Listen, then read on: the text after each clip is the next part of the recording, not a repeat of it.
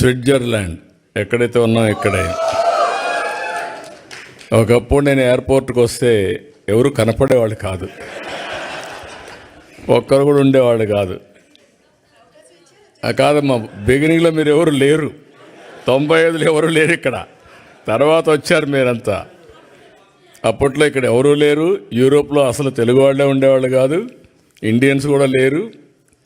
అప్పట్లో యూరోప్ కూడా ఇండియన్స్ని అలో చేసేవాళ్ళు కూడా కాదు, కన్జర్వేటివ్గా ఉండేవాళ్ళు. ఇప్పుడిప్పుడు లిబరలైజ్ అయ్యారు. అందుకే అందరూ మన వాళ్ళు చాలా తెలివైన వాళ్ళు. ఎక్కడ అవకాశాలు ఉంటే అక్కడికి వెళ్ళిపోతారు. అప్పుడు నేరుగా అమెరికాకి వెళ్ళిపోయారు. ఇప్పుడు అమెరికా నుంచి చూస్తే ఇప్పుడే ఒక మిత్రుడు మాట్లాడాడు, చాలా బాగా చెప్పాడు. బోలెడన్ని అవకాశాలు ఉన్నాయి యూరోప్లో. ఇది ప్రారంభం మాత్రం. మీరు ఊహించనటువంటి అవకాశాలు ఇండియన్స్కి ప్రపంచం మొత్తం వస్తాయి. ప్రత్యేకంగా తెలుగు వాళ్ళు అందరిలో అగ్రస్థానంలో ఉంటారు, దానికి అనుమానమే లేదు మీకు. అయితే అప్పుడప్పుడు నేను మాట్లాడినప్పుడు అనిపిస్తుంది మీకు, ఈయన ఇట్లే మాట్లాడతాడులే, మనం చేసేది ఏముంది, వచ్చాం విన్నాం వెళ్ళిపోయి పడుకుందాం అనుకుంటారు. అది కాదు. ఒక పట్టుదలతో మీరు చేయగలిగితే, ఈరోజు నేను ఇదైనా ఒకసారి మాట్లాడతాను. జర్మనీ నుంచి వచ్చారు, చేలిపోతాను. జర్మనీ ఒకప్పుడు మోస్ట్ అడ్వాన్స్డ్ కంట్రీ, ఇప్పుడు కూడా, రేపు కూడా టెక్నాలజీలో. కానీ యూరోప్ మొత్తం ఏజింగ్ ప్రాబ్లంతో మీకు ఎక్కువ అవకాశాలు వచ్చే పరిస్థితికి వచ్చాయి. ఇటలీ చేలిపోయేతని ఇటలీ నుంచి ఎవరు వచ్చారు, కొంతమంది వచ్చారు. నార్వే నుంచి వచ్చిన వాళ్ళు చేలిపోయేతండి, మార్నింగ్ కనపడ్డారు. Sweden, Poland, France, Netherlands, Ireland, Belgium, Austria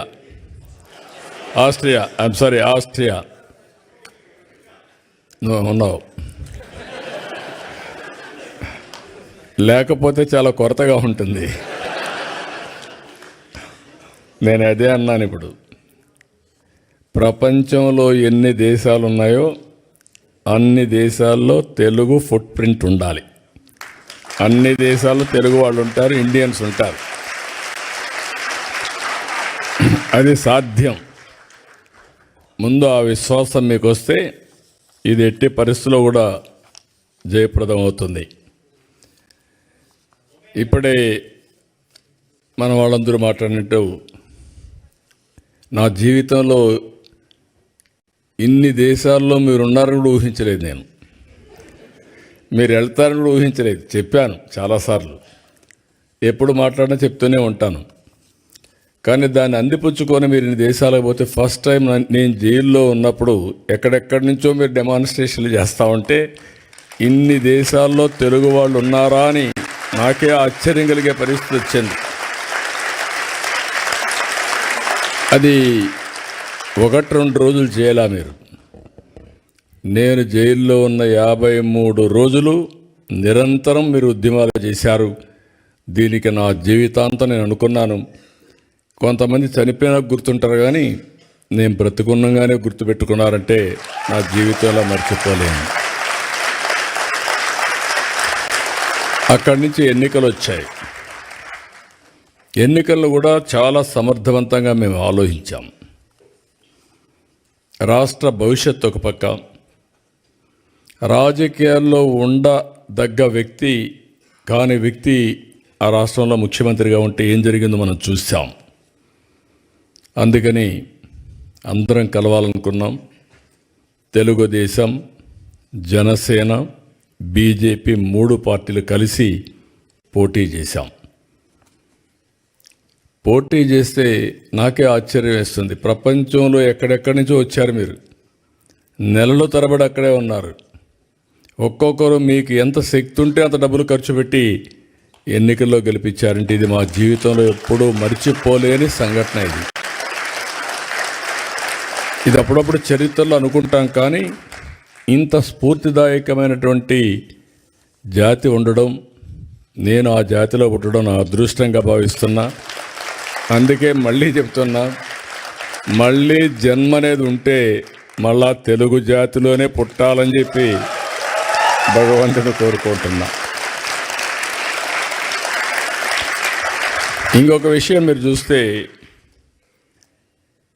చాలా దేశాలు చరిత్రలో చాలామంది నాయకులు పౌరుల్ని తయారు చేయడంలో వాళ్ళు ఒక బాధ్యత తీసుకొని చేశారు. ఒక సింగపూర్ని ఒక ఫిషర్మెన్ విలేజ్ని ఈరోజు మోస్ట్ లివబులే కాకుండా మోస్ట్ అడ్వాన్స్డ్ దేశంగా తయారు చేశారు ఒక పబ్లిక్ పాలసీలో ఆనాటి పాలకులు లీ కువాన్ యూ. ఇలాంటి అన్ని దేశాల్లో కూడా మనం చూస్తే ఇదే చరిత్ర మనకు గుర్తొస్తుంది. చరిత్ర అంతా నేను అందుకే 95లో ముఖ్యమంత్రి అయినప్పుడు ఆలోచించాను. మన రాష్ట్రం అంతా ఆంధ్రప్రదేశ్ అంటే వ్యవసాయం, అక్కడికక్కడే వ్యవసాయం చేసుకుంటూ అదే పనుల్లో ఉండేవాళ్ళం. మీరు గుర్తుపెట్టుకోవాల్సింది, మీలో కూడా ఎందుకు నేను మాట్లాడుతున్నానంటే, ఎప్పటికప్పుడు మీలో కూడా ఒక ఆలోచన విధానం రావాలి, చైతన్యవంతులు కావాలని చెప్తున్నాను. 91లో ఆర్థిక సంస్కరణలు వచ్చాయి. నేను 95లో ముఖ్యమంత్రి అయ్యాను. 93 ఆ ప్రాంతంలో ఇంటర్నెట్ రెవల్యూషన్ వచ్చింది. ఎవ్వరూ చేయని సాహసాలు నేను చేశాను. ఆ విషయం మీరు గుర్తుపెట్టుకోవాలి. మొట్టమొదటిగా సెకండ్ జనరేషన్ రిఫార్మ్స్ నేను ప్రారంభించాను. అక్కడి నుంచి ఐటీకి ప్రాధాన్యత ఇచ్చాను. ఐటీ అంటే ఎవరికి అర్థం కానప్పుడు ఐటీని గురించి మాట్లాడమే కాకుండా ఊరూరులో పోయి చెప్పా, మీ పిల్లలకు డబ్బులు ఇవ్వడం కాదు కావాల్సింది, మీ పిల్లలు ప్రయోజకులు కావాలంటే బాగా చదివించండి. మీరిచ్చే 100 ఎకరాలు 50 ఎకరాలు ₹1,00,00,000 లెక్క కాదు, కొన్ని వేల కోట్లు సంపాదించే తెలివితేటలు వస్తాయి వీళ్ళకని చెప్పి ఆ రోజు చెప్పాను. చాలామంది మీరు చూసే చరిత్రలో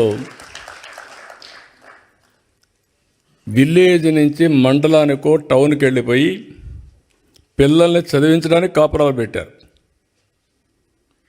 అంటే నా మాట మీద నమ్మారు. నమ్మిన వాళ్ళందరూ బెనిఫిట్ అయ్యారు, నమ్మని వాళ్ళు మళ్ళీ కొంచెం నష్టపోయారు. అది వేరే విషయం. చరిత్రలో అందరూ నమ్మలేరు. అదే మరి హైదరాబాద్ని డెవలప్ చేస్తామంటే నేను చెప్పా ఏం జరగబోతుందో హైదరాబాద్లో అని. తెలివైన వాళ్ళు, ముందుండేవాళ్ళు పెట్టుబడులు, అది కూడా చెప్పాను. మీరు కూడా భూమి అమ్మద్దండి అని కూడా చెప్పేవాడిని. ఇప్పుడు అమ్మేస్తే మళ్ళీ విలువ పెరుగుతుంది, అప్పుడు బాధపడతారు, ఏదో అవసరం కొద్దికే ఇచ్చేయమని చెప్పాను. ఈరోజు హైదరాబాద్ వల్ల తెలంగాణ రాష్ట్రానికి దేశంలో నెంబర్ 1 పర్ క్యాపిటా ఇన్కమ్ వచ్చిందంటే ఆ రోజు నేను వేసిన ఫౌండేషనే దానికి కారణం. నేను ఎవ్రీడే మీకు చెప్పేవాడిని. ఫస్ట్ డేస్లో బిగినింగ్లో మీరంతా కూడా ఉద్యోగాలు చేస్తూ ఉంటే అప్పుడంతా కూడా పెద్ద ఉద్యోగాలు లేవు, మీరు గుర్తుపెట్టుకోవాలి. అప్పుడంతా కూడా జాబ్ వర్క్. అమెరికాలో డాక్టర్లు డే టైం పనిచేస్తారు, ఆ స్క్రిప్ట్లంతా ఇండియాకి పంపిస్తారు, అవన్నీ టైప్ చేసి మళ్ళీ అప్డేట్ చేస్తే మార్నింగ్ డాక్టర్ వస్తానే అది చూసుకొని నెక్స్ట్ ముందుకు పోతాడు. అది బిగినింగ్లో మనం చేసింది. కొన్నిసార్లు ఆ పనులు కూడా మన వాళ్ళకు ఆ ప్రొనౌన్సియేషన్ తెలియకుండా ఇబ్బంది పెడితే లండన్ నుంచి ఇంగ్లీష్ లెక్చరర్స్ తీసుకొచ్చి మీకు అప్పట్లోనే ట్రైనింగ్ ఇప్పించా. అంటే ఇంగ్లీష్ కొంతమంది ఆ ప్రొనౌన్సియేషన్లో ఇబ్బంది పడుతున్నారని అక్కడి నుంచి ప్రారంభించాం. నేను ఎవ్రీడే చెప్పేవాడిని, మీరు ఉద్యోగం చేయడం కాదు, మీరు ఉద్యోగాలు ఇచ్చే స్థాయికి ఎదగాలి, జాబ్ సీకర్ కాదు జాబ్ ప్రొవైడర్గా తయారు కావాలని ఎప్పుడు చెప్పేవాడిని. అంటే ఆంటర్‌ప్రెన్యూర్స్ కావాలని నేను చెప్పడమే కాదు, ఒక 40-50 మంది ఆంటర్‌ప్రెన్యూర్స్ని నాతో తీసుకెళ్ళి ప్రపంచం మొత్తం వాళ్ళకు చూపించి రౌండ్ టేబుల్ కాన్ఫరెన్స్లు పెట్టేవాడిని.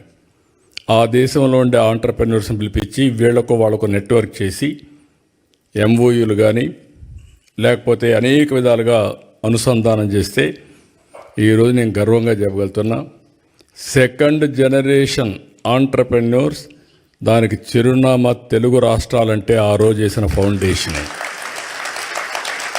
ఇప్పుడే మా ఆడబిడ్డ చెప్తా ఉంది, ఆ రోజు చదువుకోవాలంటే ఆడపిల్లని చదివించేవాళ్ళు కాదు తల్లిదండ్రులు.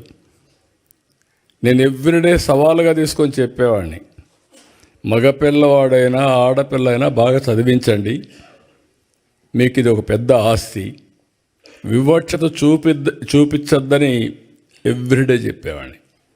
చెప్పడం కాదు, నేను ఒక పాలసీ తీసుకొచ్చాను. కాలేజ్ సీట్లలో ఉద్యోగాల్లో 33% ఆడబిడ్డలకు రిజర్వేషన్లు పెట్టాను. మొత్తం అప్పుడు పెడితే చాలామంది నన్ను అడిగారు, 33% పెట్టారు. ఇప్పుడు వాళ్ళు 60% వస్తారు, మెరిట్లో కూడా కొన్ని వస్తాయి. మీకు 40 వస్తాయి మగవాళ్ళంటే బ్యాక్లాగ్ ఉందిలే, అదన్నీ ఫిలప్ కావాలి, ఆ తర్వాత చూద్దాం మీ కథ అని చెప్పి చేశాను. అదే మాదిరిగా రాత్రుల్లో కూడా ఆడబిడ్డలు పని చేయగలుగుతారని నిరూపించి ఐటీ దీనికి 24/7 కింద పెట్టి ప్రత్యేకంగా సెక్యూరిటీ కూడా పెట్టి మీకు పని చేయించాం. ఇప్పుడు ఏ ఐటీ కంపెనీకి పోయినా నేను అప్పుడప్పుడు కంపేర్ చేస్తూ ఉంటాను, మీలో కూడా ఉంటారు.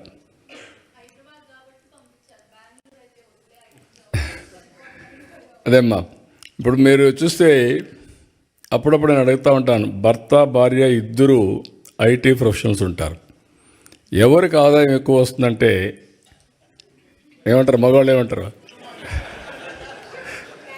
గెస్.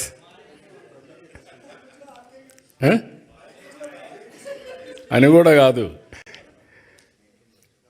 మన ఆడవాళ్ళని మనం సరిగా అంచనా వేయలేదు. కానీ there is a theory, right brain left brain. Go and ask your ChatGPT. Ladies are more intelligent than men. It is established fact. మనం నమ్మినా నమ్మకపోయినా అది వాస్తవం. అందుకే ఇవన్నీ నేను ప్రమోట్ చేసినప్పుడు నాకు అనిపించింది చాలా, ఇప్పుడు ఎక్కడికి పోయినా కూడా ఇంకొక ఇది కూడా ఉంది, మీకు గుర్తుపెట్టుకోవాలి. మీరు కూడా ఫాలో కాలేదనుకుంటున్నాను నేను, అయితే ప్రమాదం. డబ్బులు వచ్చాయి, ఇద్దరు కూడా ఉద్యోగాలు చేస్తున్నారు, double income, no kids, let us enjoy. అందుకే ఇప్పుడు యూరోపే కాదు, అన్ని దేశాల్లో కూడా పాపులేషన్ ప్రాబ్లం వచ్చింది, ఏజింగ్ ప్రాబ్లం వచ్చింది. Can you believe? జపాన్ లాంటి దేశం ఇండియా నుంచి మ్యాన్ పవర్ పంపించమని ఫస్ట్ టైం అడుగుతున్నారు. జర్మనీ లాంటి దేశంలో ఇండియన్స్ని యాక్సెప్ట్ చేసి కొంతమంది మనుషులు కావాలని అడిగే పరిస్థితికి వచ్చారు. అంటే ఏదైతే సరైన సమయంలో నిర్ణయం చేయలేకపోయారో దానివల్ల ఆ దేశాలు ఈరోజు మీరు చూస్తే సంపద సృష్టించారు, టెక్నాలజీ ఉంది, అగ్రదేశాలు. మనుషులు లేకపోతే ఎవరికోసం దీనికి ఎవరు ఎంజాయ్ చేస్తారు? That is the stage today. India is very fortunate. 2047కి ఇండియా, నాకు ఏం అనుమానం లేదు, ప్రపంచంలోనే నెంబర్ 1 కానీ నెంబర్ 2 కానీ తయారవుతున్నాం. ఒకప్పుడు నేను ఎక్కడికి పోయినా జూయిష్ అని చెప్పేవాళ్ళని. జూయిష్ ఉన్నారు, ఈ ఊర్లో ఒకరు ఉంటారు, లేకపోతే ఇద్దరు ఉంటారు, ఊరంతా వాళ్ళే కంట్రోల్ చేస్తూ ఉంటారు. దానికి కారణం రాజకీయ విరాళాలు ఇస్తారు, లేకుంటే చారిటీ చేస్తారు, అందువల్ల వాళ్ళకి మంచి పేరుంది. మీరు ఎప్పుడైనా ఒక రోజున వాళ్ళని క్రాస్ చేయాలని చెప్పేవాడిని. ఇప్పుడు ఐఎమ్ ప్రౌడ్ టు సే, ప్రపంచం మొత్తం పర్ క్యాపిటా ఇన్కంలో జూయిష్ కంటే ఎక్కువ ఇండియన్స్కి వస్తూ ఉంది. అందులో తెలుగు వాళ్ళు అగ్రస్థానంలో ఉన్నారు. ఇంకా వెల్త్ క్రియేషన్లో ఇంకా ముందుకు పోవాలి, అది కూడా అవుతాం, నాకేం డౌట్ లేదు దాంట్లో. ఎందుకంటే జూయిష్ పాపులేషన్ అంతా 1,20,00,000, ఇండియా పాపులేషన్ 145 కోట్లు ఇప్పటికి. తెలుగు వాళ్ళ పాపులేషన్ 10 కోట్లు. తెలుగు వాళ్ళు ఒక 3-4 కోట్లు ప్రపంచం అంతా వెళ్ళిపోతే ఒక 2 కోట్లు ఇంకా మీరు ప్రపంచాన్ని అంతా మీరే దున్నేస్తారు, నాకేం అనుమానం లేదు. ఇప్పుడే అంటున్నాడు రామ్మోహన్ నాయుడు అని, మీరు తిరిగి వచ్చేయండి అని. అదే మరి లోకేష్ గారు అన్నారు, మీరు వచ్చేసి డెవలప్ చేయాలని. నేను రమ్మనడం లేదు మిమ్మల్ని, మిమ్మల్ని ఇక్కడే ఉండమంటున్నా. ఇంకా ఎక్స్పాండ్ కావాలని కోరుకుంటున్నా. నా విజన్కు వాళ్ళ విజన్కు అదే వ్యత్యాసం. నేను అనేది ఏంటంటే గ్లోబల్ లీడర్స్ కావాలనుకున్నా. ముందు global citizens, global leaders. Distance is not the criteria. మీరు స్విట్జర్లాండ్లో కూర్చోండి, డెన్మార్క్లో కూర్చోండి, జర్మనీలో కూర్చోండి, ఆంధ్రప్రదేశ్ అభివృద్ధి చేయాలంటే ఫోన్ తీసుకుంటే పని అయిపోతుంది. అది ఈరోజు మన పరిస్థితి. అందుకే నేను ఇచ్చిన పిలుపు ఏంటంటే తెలుగు వాళ్ళందరూ ప్రపంచం అంతా ఉండాలి. కర్మభూమికి మీరు సహకరించాలి. మళ్ళీ చెప్తున్నా, మీరు ఎక్కడున్నారో అది కర్మభూమి. అవకాశాలు ఇచ్చింది మీకు. ఇచ్చినప్పుడు ఇక్కడ కర్మభూమికి మీరు పట్టించుకోకపోతే మీ మీద అసూయ వస్తుంది, అది కరెక్ట్ కాదు. అదే సమయంలో మీకు అవకాశాలు ఇవ్వడానికి మీకు అవకాశం కల్పించింది జన్మభూమి, మీ స్వగ్రామం. రెండు కూడా బ్యాలెన్స్ చేయాలని మరొక్కసారి మిమ్మల్ని అందరినీ కోరుకుంటున్నా. చేస్తారని చెప్పి కూడా నేను ఆశిస్తున్నా. ఇది ఒక పద్ధతి ప్రకారం మనం పెట్టుకోగలిగితే ఏదైనా సాధ్యం. ఇక్కడ ఈరోజు నేను మాట్లాడినప్పుడు చూశాను, ఇక్కడ ఉండే వాళ్ళల్లో ఎంతమంది ఆంట్రప్రెన్యూర్స్గా ఉన్నారో చేతులు పైకెత్తండి. ఆంట్రప్రెన్యూర్స్, ఓకే. ఎంతమంది ప్రొఫెషనల్గా ఉద్యోగాలు చేస్తున్నారు చేతులు పైకెత్తండి. ఓకే. ఎంతమంది ఇంట్లో ఇద్దరుంటే భార్యాభర్త ఉద్యోగాలు చేస్తున్నారు వాళ్ళు పైకెత్తండి.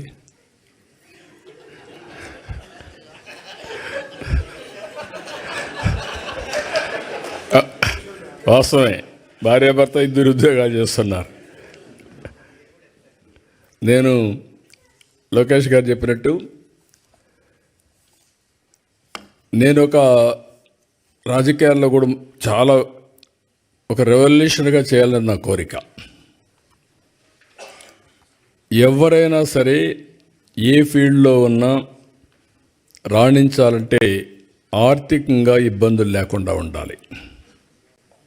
అందుకే నేను ఆలోచించింది, రాజకీయాల ద్వారా డబ్బులు సంపాదిస్తే ఎప్పటికీ ఆ గౌరవం రాదు. కాబట్టి ఫ్యామిలీ ఎప్పుడు రాజకీయం పైన ఆధారపడకూడదని నేను వ్యాపారాలు చేయాలని బిగినింగ్లో నిర్ణయించి 1-2 ఫెయిల్ అయినా ఫైనల్గా హెరిటేజ్ పెట్టాం. ఈరోజు కుటుంబం గౌరవంగా బతికే పరిస్థితి వచ్చిందంటే అది ఆ రోజు ప్రారంభించిన హెరిటేజ్ అని చెప్పి కూడా మీకు తెలియజేస్తున్నా. ఎప్పుడు నేను రాజకీయం చేసేవాడిని, మా మిస్సెస్ ఆ కంపెనీ చూసుకునేది. ఇప్పుడు లోకేష్ గారు కూడా రాజకీయాల్లోకి వస్తే బ్రహ్మణి గారు పని చేసుకుంటున్నారు. కుటుంబానికి ఎలాంటి ఇబ్బందులు, ఇది అందరికీ రావాలనేది నా కోరిక. దాన్ని ఎప్పటికప్పుడు ప్రమోట్ చేసిన ఒకసారి ఆలోచించారు, కానీ అది కుదరలేదు. రాజకీయ పార్టీ కూడా ఒక కంపెనీ పెట్టి వచ్చే డబ్బులు రాజకీయాలకు ఖర్చు పెట్టాలని, అది వీలుగాల, అది లాస్ ఒప్పుకోలేదు, అందువల్ల చేయలేకపోయాను.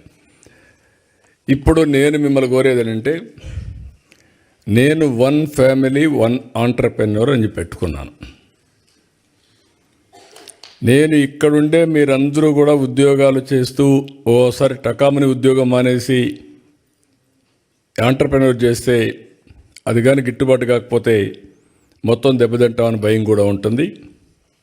గ్రాడ్యువల్గా మీరు ఆలోచించుకోవాల్సింది, సంపద సృష్టించడం కష్టం కాదు, కేర్ఫుల్గా పనిచేస్తే ఏదైనా సాధ్యం. నేను ప్రపంచంలో ఒకటే చెప్తున్నా మీకు, 2047కి ప్రపంచంలో నెంబర్ 1 కమ్యూనిటీ ఎవరంటే, మోస్ట్ పవర్ఫుల్ కమ్యూనిటీ ఎవరంటే దానికి చిరునామాగా మీరుండాల్సిన అవసరం ఉంది. అదే నా ఆలోచన, అదే నా విజన్, అదే నా సంకల్పం. నా సంకల్పం మనందరి సంకల్పం కావాలని దానికి ఆమోదం చెప్పాల్సిందిగా మరొక్కసారి మీ అందరినీ కోరుకుంటున్నాను.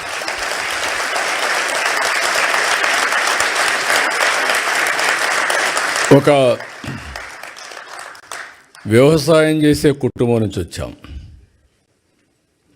ఏమీ లేకుండా కూలి చేసుకున్న కుటుంబాల నుంచి వచ్చాం. ఈరోజు ప్రపంచం ఎక్కడ పోయినా అక్కడ రాణించే పరిస్థితికి వచ్చాం. ఈ స్థాయి నుంచి ఇంకొక స్థాయికి పోవడం పెద్ద కష్టం కాదు. ఇది మీరు దృష్టిలో పెట్టుకోండి. అదే సమయంలో నేను దీని నెట్వర్కింగ్ కూడా ఐఎమ్ వెరీ హ్యాపీ. ఇప్పుడు కొన్ని ఎగ్జాంపుల్స్ కూడా మన వాళ్ళు చెప్పారు. నేను ఆ రోజు చూశాను, మీ బలం చూశాను. ఉక్రెయిన్ వార్ డిక్లేర్ చేశారు. డిక్లేర్ చేస్తే ఏం చేయాలని ఆలోచించాం. గవర్నమెంట్ పట్టించుకోవడం లేదు. కేంద్రం చేయాల్సిన పనులు చేస్తున్నారు. తెలుగు వాళ్ళు చాలా ఎంటర్ప్రైజింగ్ కమ్యూనిటీ. ఎక్కడ అవకాశాలు ఉన్నాయంటే అక్కడికి వచ్చేస్తారు. యుక్రెయిన్లో ఎంబీబీఎస్ సీట్లు చాలా కాస్ట్ ఎఫెక్టివ్. మెజారిటీ ఇక్కడికి వచ్చేసారు. ఒకరిని చూసి వచ్చేసారు. ఆ రోజు చూస్తే చాలా భయంకరమైన సిచ్యువేషన్. అప్పుడు నేను పిలిపించాను. రవి ఇక్కడ, ఎన్ఆర్టీ రవి ఇక్కడే ఉన్నాడు. ఆయన్ని పిలిపించి అందరితో మాట్లాడి మా దగ్గరుండే నెంబర్లన్నీ తీసుకొని ఒక మెసేజ్ ఇచ్చాం. టోటల్ యూరోప్లో ఉండే వాళ్ళందరూ వచ్చి సొంత డబ్బులు ఖర్చు పెట్టుకొని మన వాళ్ళందరినీ తిరిగి ఇండియాకు పంపించే వరకు పనిచేశారంటే అది తెలుగు జాతి స్ఫూర్తి, మీ కమిట్మెంట్. అది నేను ఒక పైలట్ ఒక మాట చెబితే బ్రహ్మాండంగా చేశారు. కానీ ఒకసారి మోటివేట్ చేస్తాం కానీ, ఇన్స్పిరేషన్ ఇస్తాం కానీ చేసేవాళ్ళు కూడా ఉండాలి. అంటే మీకు ఒక సామాజిక స్పృహ కాకుండా మళ్ళీ ఎక్కడి నుంచి వచ్చారో ఆ రూట్స్ మర్చిపోకుండా గుర్తుపెట్టుకున్నారంటే చాలామంది మర్చిపోతాం. మీలో కూడా ఒకరిద్దరు ఉంటారు. నాకేంటి, నాకేమొచ్చింది, ఎవరేం చేశారు, నేనే పైకి వచ్చాను అనుకుంటారు. కానీ నేను ఆ రోజు ఇంజనీరింగ్ కాలేజీలే ప్రారంభించకూడదు అనుకొని ఉంటాను అనుకోండి, ఏమయ్యేది? అవునా కాదా? That is the vision I have given. దానికి నేను మీ ఫైల్స్ మోసకపోయాను. మీరు గుర్తుపెట్టుకోవాలి. అంటే ఒక్కొక్క ఇంజనీరింగ్ కాలేజ్ ఫైల్ తీసుకొని, ఒక మెడికల్ కాలేజ్ ఫైల్ తీసుకొని, నాకేం అవసరం లేదు ఢిల్లీలో, వాళ్ళ దగ్గరికి పోయి వాళ్ళకు భోజనం పెట్టి డిన్నర్లు ఇచ్చి అడుక్కొని మీరు మాకు ఇవ్వండి ఇవి అని చెప్పాను. ఎందుకంటే ఫ్యూచర్ చూశాను కాబట్టి ఆ రోజు మీకు చేశాను అవన్నీ. రెండోది, మీరు చూస్తే ముఖ్యమంత్రులు అంటే పెత్తందారులుగా ఉంటాం. నేను బిల్ గేట్స్ని కలవాలా. నేను ఫోన్ చేసి అడిగాను అంబాసిడర్ని, chief minister, I want to meet him అని. ఆయన ఎవరిని కలవడం లేదండి, మిమ్మల్ని కూడా కలవడు, రాజకీయ నాయకులతో నాకేం పని లేదంటున్నాడు అన్నారు. లేదు, నాకు పని ఉంది ఆయనతో, ఒక 10 నిమిషాలు ఇమ్మనండి అన్నాను. సరే, అవసరమైతే మీరు రండి, కాక్టైల్ పార్టీ ఉంది, అందులో జాయిన్ కామన్నారు. నేను వచ్చి కాక్టైల్ పార్టీకి వచ్చి నెక్స్ట్ డే పేపర్లో హెడ్లైన్స్ వేసి ఈయన కూడా పార్టీని చేరిపాడని. కరెక్ట్ కాదండి, ఓన్లీ 5-10 మినిట్స్ కావాలని చెప్పి అడిగాను. ఇచ్చాడు. దానికి 3 రోజులు ప్రిపేర్ అయ్యాను. ప్రిపేర్ అయ్యి విజన్ డాక్యుమెంట్ విజన్ చేసి ఒకటే మాట చెప్పాను నేను ఆయనకి. నా దగ్గర కూర్చున్నాడు ఇదే మరిగా. 5 మినిట్స్ అన్నారు. నేను స్టార్ట్ చేస్తే ఆయన ఇంకేమీ అబ్జెక్షన్ చేయలేదు. 45 మినిట్స్ వి స్పెంట్. అప్పుడు నేను విజన్ ఇచ్చాను. What is India, what is the strength of India in technology అని. ఈ ఎంటైర్ అగ్రీడ్ విత్ మీ.